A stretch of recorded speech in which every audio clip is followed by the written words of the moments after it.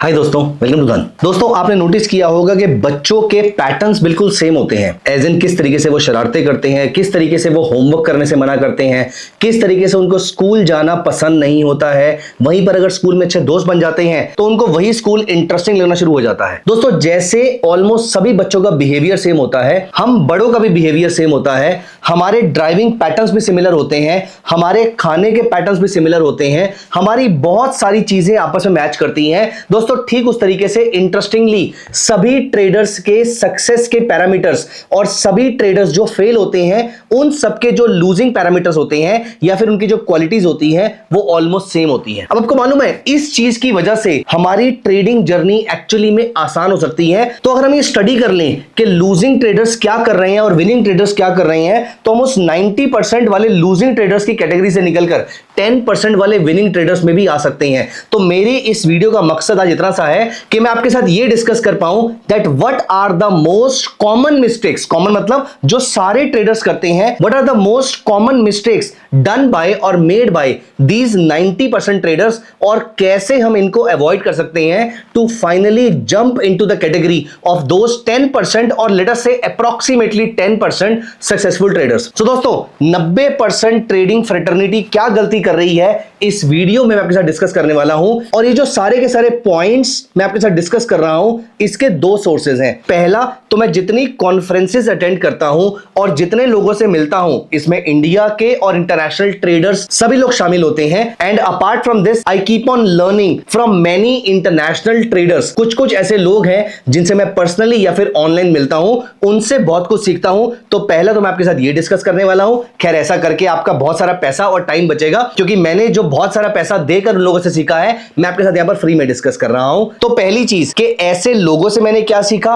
वो मैं आपके साथ शेयर करने वाला हूं। And apart from this, for more than 10 years I have been reading books written by many foreign authors. ये सिंगापुर के ट्रेडर हो सकते हैं, ये हांगकांग के हो सकते हैं, टोक्यो के हो सकते हैं, ये लंदन के हो सकते हैं, ये यूएस के हो सकते हैं। तो ब्रॉडली ये ट्रेडर्स क्या करते हैं और हेज फंड्स कैसे सोचते हैं कि वो उस 10% वाली कैटेगरी में आ पाए, इन दो सोर्सेज के थ्रू जो मैंने सीखा है मैं आपके साथ इस वीडियो में डिस्कस करने वाला हूं। तो दोस्तों, पहला रूल, और हां, आगे बढ़ने से पहले एक बार पेपर पेन पिक कर लीजिए, क्योंकि ये सारे रूल आपके बहुत काम आने वाले हैं। अपने ट्रेडिंग डेस्क पे जो जो चीजें आपको अभी तक नहीं मालूम है या जो जो चीजें आपको इंटरेस्टिंग लगती हैं वो लिख के रख लीजिएगा, ये आपके काम आएंगे। दोस्तों, पहली चीज, ज्यादातर ट्रेडर्स को, मार्क माय वर्ड्स, इसके बारे में मालूम ही नहीं होता है। क्योंकि ज्यादातर ट्रेडर कैसे ट्रेड करते हैं, मेरा दोस्त बैंक निफ्टी में ट्रेड कर रहा था और वो वहां से अच्छे पैसे बना रहा था, तो मुझे बैंक निफ्टी में ट्रेड करना है।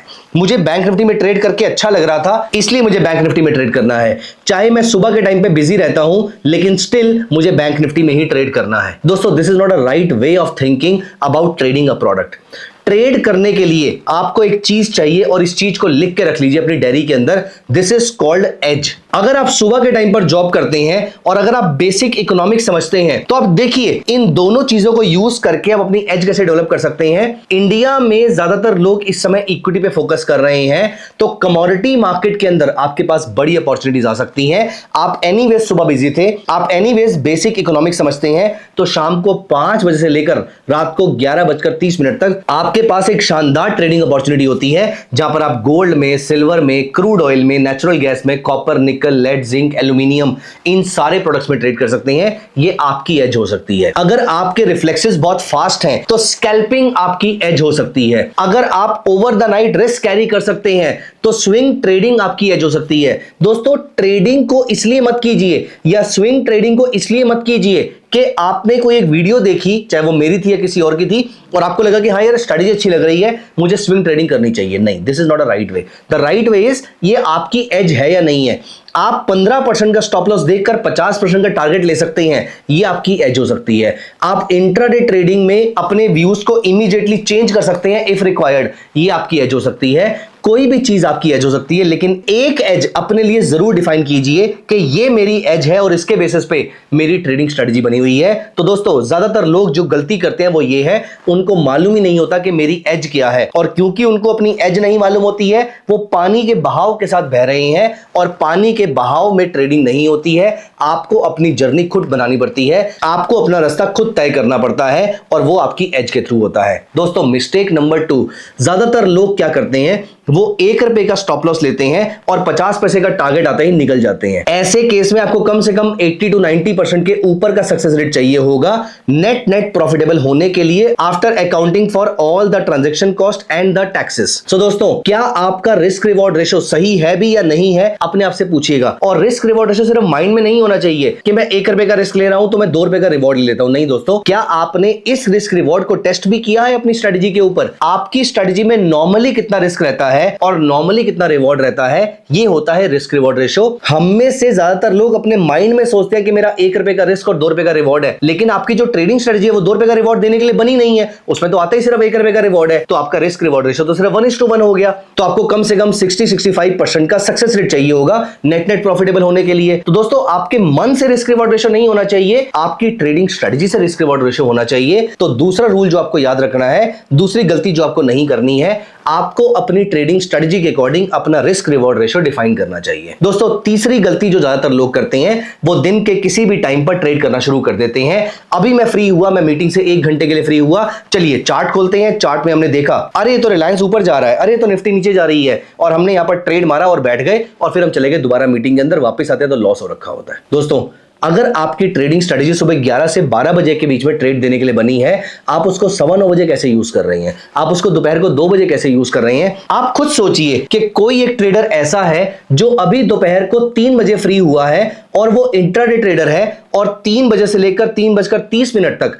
या 3:20 तक वो इंट्राडे ट्रेडिंग कर रहा है। देखिए, कुछ ट्रेडिंग स्ट्रेटजीज हो सकती हैं जो इसी टाइम के लिए बनी होती है। मैं उन ट्रेडिंग स्ट्रेटजीज की बात नहीं कर रहा, बट मैं टाइम एग्नोस्टिक ट्रेडिंग स्ट्रेटजीज की बात कर रहा हूं। एक नॉर्मल ट्रेडिंग स्ट्रेटजी जिसको सुबह एग्जीक्यूट होना था, उसको एग्जीक्यूट करने के लिए, उसको रन करने के लिए 3-4 घंटे का टाइम चाहिए था। उसको प्रॉफिटेबल होने के लिए कम से कम 3-4 घंटे चाहिए थे, और आप उसको सिर्फ 20 मिनट दे रहे हैं। क्या यह समझदारी वाला डिसीजन था? Of course not. दोस्तों, इसीलिए तीसरी गलती ज्यादातर लोग करते हैं, वो कभी भी ट्रेड करते हैं। इसका सॉल्यूशन क्या है? That you should be deciding your time window. आपकी टाइम विंडो के बीच में ही आप ट्रेड करेंगे। जैसे कि मैं स्विंग ट्रेडिंग लेता हूं अप्रोक्सीमेटली 11 बजे के बाद और दोपहर को 2 से 2:30 के बीच में। इसके बियॉन्ड और इससे पहले मैं स्विंग ट्रेड नहीं लेता, स्पेशली 9:15 बजे तो मैं स्विंग ट्रेड नहीं लेता हूं। मैं मार्केट को सस्टेन करने का टाइम देता हूं। तो यहां पर दोस्तों तीसरी गलती यह है कि हम में से ज्यादातर लोग अपनी टाइम विंडो ही डिसाइड नहीं करते हैं। तो दोस्तों, अगर आप इंट्राडे ट्रेडर हैं, अगर आप स्कैल्पर हैं, तो आपके लिए एक टाइम डिफाइंड होना चाहिए किस पीरियड में आप ट्रेडिंग करेंगे। एंड जस्ट इन केस आप स्कैल्पर हैं, तो आप यहां पर ये स्कैल्पर वाले टूल्स को यूज कीजिए ना। यहां पर आप नोटिस कीजिए कि आप स्कैल्पर ओपन करते ही यहां पर आपके सामने एक फ्लोटिंग विंडो ओपन हो जाती है। यहां पर फॉर एग्जांपल बजाज ऑटो का स्टॉक चल रहा है, मुझे यहां पर सिर्फ क्वांटिटी डिफाइन करनी है और बाय या सेल पे क्लिक कर देना है। जैसे ही बाय या सेल पे क्लिक करूंगा, मेरा ट्रेड एग्जीक्यूट हो जाएगा। इससे मेरा टाइम बचेगा। दोस्तों, सिर्फ नॉलेज जरूरी नहीं है, आपके लिए रिसोर्सेज बहुत ज्यादा जरूरी है। तो आप अगर इंट्राडे ट्रेडर हैं, तो आप ऑफ कोर्स 3:10 के बाद तो ट्रेड नहीं करेंगे, या 3 बजे के बाद आप ट्रेड नहीं करेंगे। एट द सेम टाइम अगर आप सुबह ट्रेड कर रहे हैं, तो उस धन का स्कैल्पर यूज करके आप अपना टाइम बचा सकते हैं, एफर्ट बचा सकते हैं, और यहां पर इमीडिएटली बेस्ट प्राइस पे आपका ट्रेड एग्जीक्यूट हो जाएगा। ठीक उस तरीके से अगर आप स्विंग ट्रेडर हैं, तो आप यहां पर ट्रेड प्लान पे क्लिक कीजिए और ट्रेड प्लान में हर ट्रेड में अपना कैपिटल एलोकेट कीजिए। फॉर एग्जांपल मुझे 20% कैपिटल एलोकेट करना है, 3% का रिस्क है, 10% का रिवॉर्ड है, and so on and so fourth. तो दोस्तों, ऐसी चीजों को यूज करके आप अपने लिए अच्छी ट्रेडिंग अपॉर्चुनिटीज को सही टाइम पर पकड़ सकते हैं। टॉपिक पे वापस आते हैं। तो हमने अभी तक यहां पर बात करी है कि हमें रिस्क रिवॉर्ड रेशो के बारे में आइडिया नहीं होता। हमने यहां पर एक और बात करी है, हम अपनी टाइम विंडो डिसाइड नहीं करते। अब दोस्तों आती है सबसे इंपॉर्टेंट चीज, जिसका नाम है rule book and play book. Rule book and play book क्या होता है? रूल बुक होती है आपके सारे के सारे रूल्स जो आप ट्रेडिंग स्ट्रेटजी में फॉलो करने वाले हो। दोस्तों, मेरे पास पूरा वर्ड डॉक्यूमेंट बना हुआ है जिसमें मेरी सारी ट्रेडिंग स्ट्रेटजी पिन पॉइंट तक लिखी हुई है कि इस ट्रेडिंग स्ट्रेटजी में अगर ऐसा होगा तो मैं एंटर करूंगा, ऐसा होगा तो प्रॉफिट बुक करूंगा, ऐसा होगा तो एवरेज करूंगा, और ऐसा होगा तो लॉस बुक करूंगा। इतनी क्वांटिटी ट्रेड करूंगा, इस टाइम पीरियड पे करूंगा, इतने स्टॉप लॉस के लिए करूंगा, और इतने टारगेट के लिए करूंगा। ये सारी की सारी चीजें मेरी हर ट्रेडिंग स्ट्रेटजी में डिसाइडेड होती हैं, प्री डिफाइंड होती हैं। यही मैं आपके साथ बहुत सारी वीडियोस में डिस्कस भी करता हूं। मैं इतना कॉन्फिडेंटली इसलिए डिस्कस कर पाता हूं क्योंकि मेरे पास सब कुछ पेपर पे लिखा हुआ है। तो आपकी रूल बुक जो है वो क्लियरली डिफाइंड होनी चाहिए। दूसरी दोस्तों आती है आपकी प्ले बुक। प्ले बुक क्या होता है? प्ले बुक में रूल बुक की सारी इंट्रिकेट डिटेल्स होती हैं। जैसे कि मैंने बताया, मैं कौन से प्रोडक्ट्स में ट्रेड करूंगा वो प्ले बुक में लिखा हुआ है। मैं किस टाइम पीरियड पे ट्रेड करूंगा ये प्लेबुक पे लिखा हुआ है। एट द सेम टाइम मेरी सारी ट्रेडिंग स्ट्रेटजीज को मैंने 3 पार्ट्स में डिवाइड कर दिया है, एचपीटी, एमपीटी और LPT. HPT stands for high probability trading setup, MPT stands for medium probability trading setup and LPT stands for low probability trading setup. अब दोस्तों यहां पर एचपीटी में हर ट्रेड में अगर मैं 100 रुपए लगा रहा हूं तो एमपीटी में मैं सिर्फ 60 to 70 रुपीज लगाऊंगा और एलपीटी में सिर्फ 40 to 50 रुपीज लगाऊंगा। दोस्तों ऐसा करके मैं अपने रूल बुक और प्ले बुक को क्लियरली डिफाइन कर लेता हूं। अब चलती मार्केट में मेरे माइंड में कोई कंफ्यूजन नहीं है, मुझे उसका प्रोडक्ट मालूम है, मुझे उसकी टाइम विंडो मालूम है, मुझे उसका प्रोबेबिलिटी सेटअप मालूम है, मुझे उसकी ट्रेडिंग स्ट्रेटजी मालूम है, मुझे सब कुछ मालूम है। मेरे को चलती मार्केट में सिर्फ ऑर्डर एग्जीक्यूट करना है, दिमाग नहीं लगाना है। एंड दोस्तों ये गलती ज्यादातर लोग करते हैं, वो अपनी ट्रेडिंग स्ट्रेटजी को माइंड में रैंडम रखते हैं। एक वेग से ट्रेडिंग स्ट्रेटजी है कि अगर ऐसा होगा तो मैं ऐसा कर लूंगा, ऐसा नहीं होगा तो चलो मैं ऐसा कर लूंगा। दोस्तों इस तरीके से आपके ट्रेड कभी भी सक्सेसफुल नहीं हो पाएंगे। आपका ट्रेड, आपकी रूल बुक, आपकी प्ले बुक 100% क्लियरली डिफाइंड होनी चाहिए। And last but not the least, the most important mistake that people do is they just follow a trading strategy, और या फिर मन से कुछ भी करना शुरू कर देते हैं। आज मुझे लग रहा है मार्केट ऊपर जाएगी तो मैं बाय कर लेता हूं, आज मुझे लग रहा है मार्केट नीचे जाएगी तो मैं सेल कर लेता हूं। दोस्तों नहीं, आपकी कोई भी ट्रेडिंग स्ट्रेटजी जो आप अप्लाई कर रहे हैं दोस्तों, इसमें आपका पैसा लग रहा है और ये हार्ड अर्न मनी है, चाहे आपकी है, आपके पेरेंट्स की है, किसी का भी पैसा है, वो सारा का सारा पैसा रिस्पेक्ट डिजर्व करता है। इसीलिए हमेशा अपनी ट्रेडिंग स्ट्रेटजी को बैक टेस्ट कीजिए, और ये बैक टेस्टिंग कम से कम 100 से 200 पॉइंट्स के आसपास की होनी चाहिए। मैं किसी दिन आपके साथ किसी वीडियो में अपनी बैक टेस्टिंग शीट शेयर करूंगा, आप वहां पर देखेंगे मैंने 500 डेटा पॉइंट्स पे बैक टेस्टिंग करी है, तो जाके मैंने उन स्ट्रेटजीज को यूज करना स्टार्ट किया और फिर इवेंचुअली आपके साथ शेयर करना स्टार्ट किया। दोस्तों मैं तो आपको सिर्फ 100 से 200 डेटा पॉइंट्स बता रहा हूं, और बैक टेस्टिंग में आपके व्यूज भी बायस रहते हैं क्योंकि वो स्ट्रेटजी आपने बनाई होती है, आपको लगता है कि बिल्कुल सही काम करेगी। आपको मालूम है the most interesting part, actually the most painful part about my sharing knowledge with you is कि मैं 10 में से कम 9 स्ट्रेटजी को रिजेक्ट कर देता हूं।